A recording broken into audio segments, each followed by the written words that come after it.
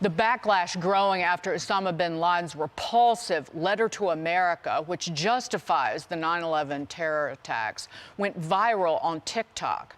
The New York Post cover today, summing it up this way: "World gone madman. TikTokers now praise Osama bin Laden in shocking new low."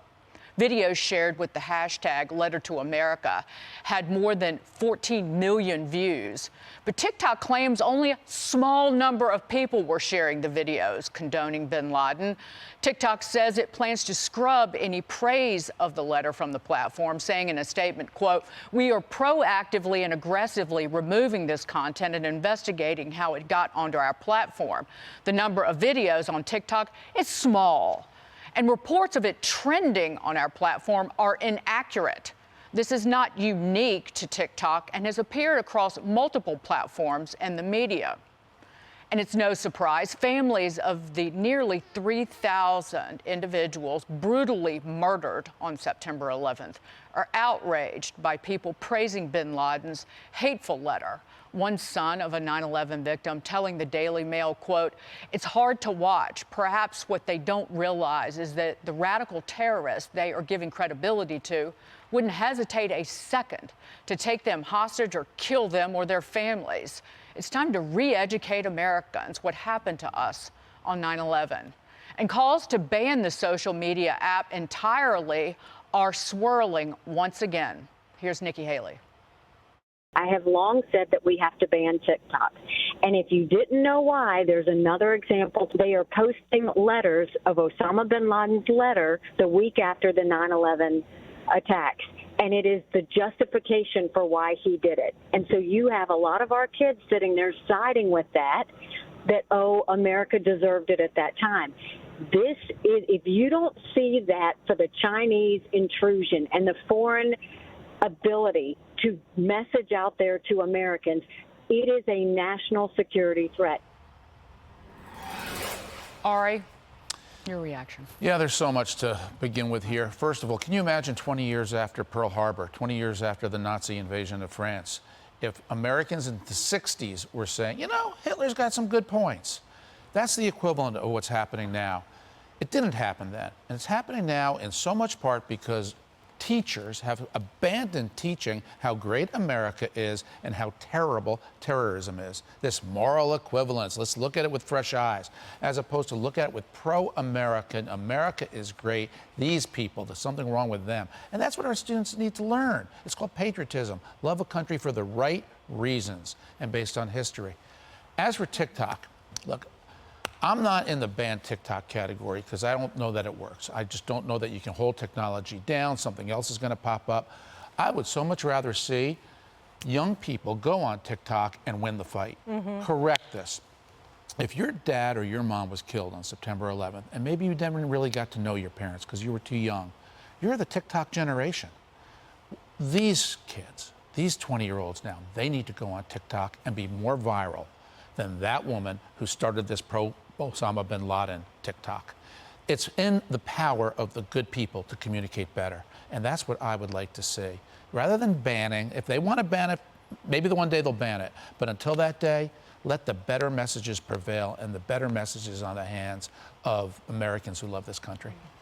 Lisa, Biden's White House did come out and denounce the bin Laden letter to America TikTok trend. One of the words the statement used was repugnant. But at the same time, Axios comes out with a report just today.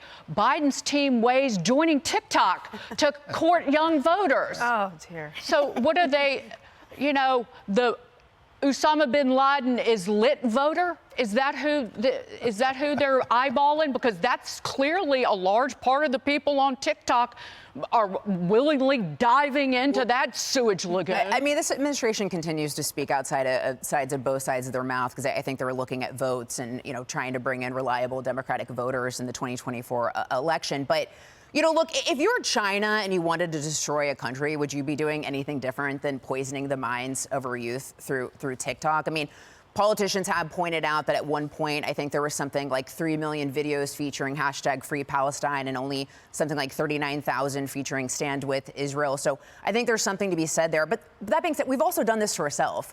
right? With all this diversity, equity, inclusion garbage, with this oppressor versus oppressed, with coddling of social justice warriors, with excusing Black Lives Matter, burning down, cities throughout an entire summer, fiery but peaceful, right? So we've also done this to ourselves.